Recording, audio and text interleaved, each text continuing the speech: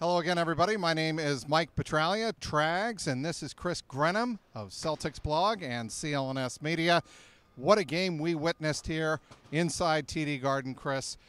A lot of people are going to focus on the end of regulation when the Celtics had a chance to protect a three-point lead. They allow a three-pointer from Jody Meeks unguarded. They didn't give the foul. It allowed the Wizards to tie this game at 106, send it into overtime. Jason Tatum has a chance to win it at the end of the first overtime, can't hit the free throw, and then has a chance to win it at the end of double overtime and can't hit the three. Your takeaways from this 125-124 Wizards double overtime win over the Celtics? Yeah, I mean, the end of regulation is obviously what sticks out. You know, if you're Brad Stevens, you got a foul there. It's tough to give up a wide-open three to Jody Meeks like that.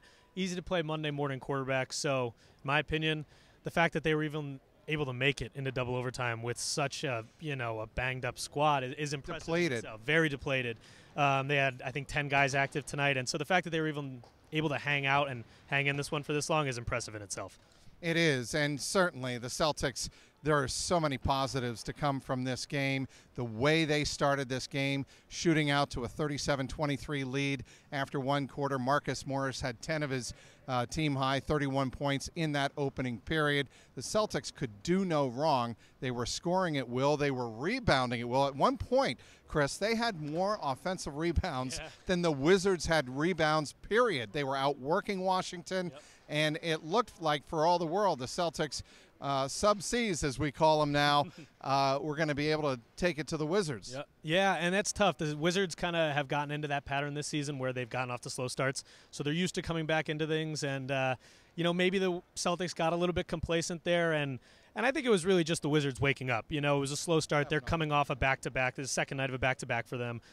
So it was unfortunate because, they were just outworking the Wizards in every category to start this one. But the Wizards finally woke up and kind of got back into this one.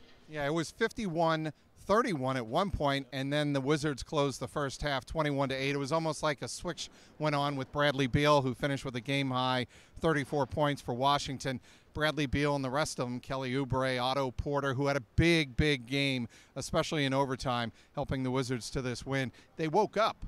Yeah, simply, and I mean, right out of halftime it happened. Bradley Beal had, 16 points in the third quarter, and obviously with a depleted team like the Celtics, all you need is a guy like Bradley Beal to take over a game, and suddenly you can be winning, or you can win the game with a guy like that. So it's really all the Wizards needed to kind of wake them up and shock them into the second half, and that was ultimately the difference maker.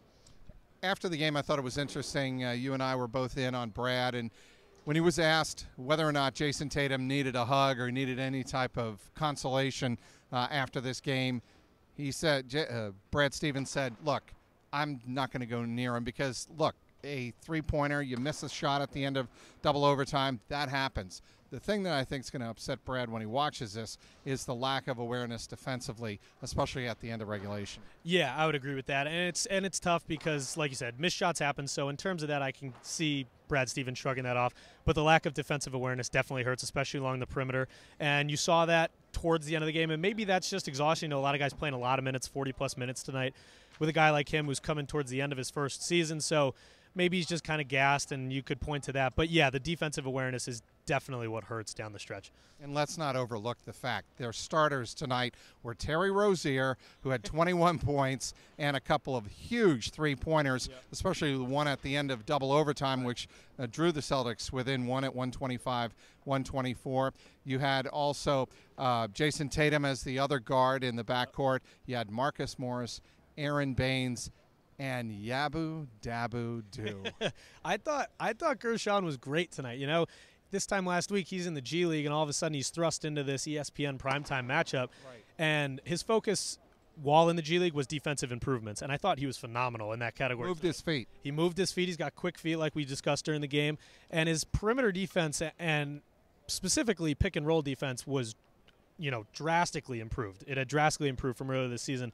I was really impressed by that, and that's a tough situation to be thrust into. You're a starter when you're in the G League this time last year. And I thought he was, looking at the positives, he was great on defense, and I was really thrilled with that. Asked Brad Stevens before the game here on Wednesday night about the opportunities now for the rest of his reserves. Right. And he pointed to Yabusele and said, look, when we spoke to him, about going back to the G League, going back to the Maine Red Claws. We make it clear to these guys, you better be ready to go when you come back because of situations like this. And I thought that was a good takeaway. I thought the Celtics played their hearts out. I think, that has to be one of the biggest takeaways, Chris, tonight in a heartbreaking 125-124 double overtime loss to the Washington Wizards. Bradley Beal, 34 points. Marcus Morris, 31 points in defeat. And the Celtics fall to 46-22 on the season. This has been the Garden Report inside TD Garden. He is Chris Grenham. I'm Mike Petraglia. Talk to you next time.